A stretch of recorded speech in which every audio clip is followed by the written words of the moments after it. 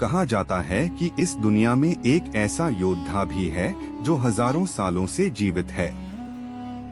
एक ऐसा इंसान जिसे न मृत्यु मिलती है और न ही मुक्ति, जिसके शरीर पर ऐसे घाव हैं जो कभी भरते नहीं और जो आज भी धरती पर भटक रहा है। उसका नाम है अश्वत्थामा। भारत की प्राचीन महागाथा महाभारत में इस रहस्यमय योद्धा का वर्णन मिलता है। कहा जाता है कि वह महान गुरु द्रोणाचार्य का पुत्र था। द्रोणाचार्य वही गुरु थे जिन्होंने हस्तिनापुर के राजकुमारों को युद्ध की कला सिखाई थी, जिनमें अर्जुन, भीम और दुर्योधन जैसे महान योद्धा शामिल थे। लेकिन अश्वत्थामा का बचपन बिल्कुल भी आसान नहीं था। द्रोणाचार्य एक महान योद्धा होने के बावजूद आर्थिक रूप से बहुत कमजोर थे। एक समय ऐसा भी आया जब उनके पास अपने बेटे को दूध तक पिलाने के लिए पैसे नहीं थे।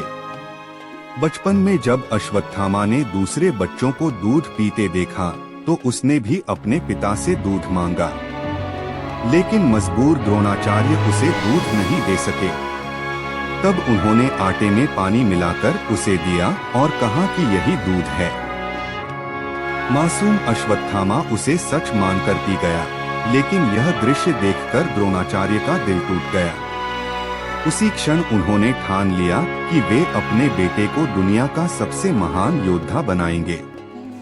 समय बीतता गया और अश्वत्थामा एक शक्तिशाली योद्धा बन गया।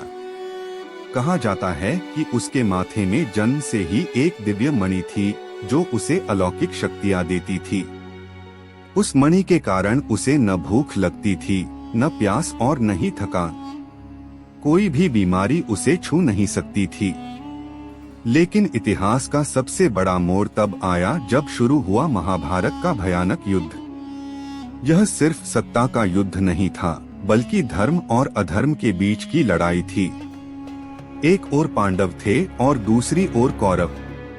अश्वत्थामा कौरवों की ओर से लड़ रहा था और उसके पिता द्रोणाचार्य उस सेना के सबसे शक्तिशाली सेनापति थे।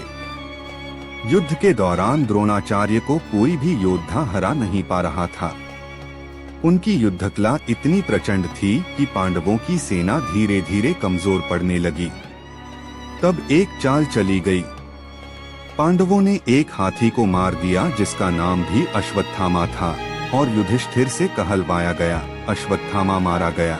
जब द्रोणाचार्य ने यह सुना तो वे पूरी तरह टूट गए।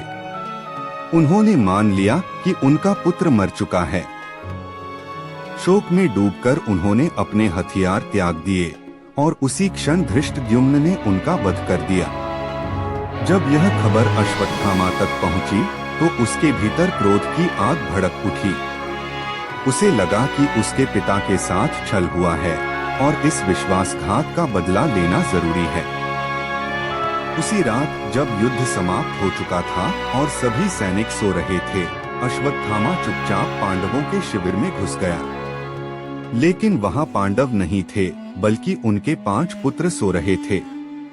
क्रोध और अंधे बदले में उसने उन्हें ही पांडव समझ लिया और सोते हुए ही उनकी हत्या कर दी।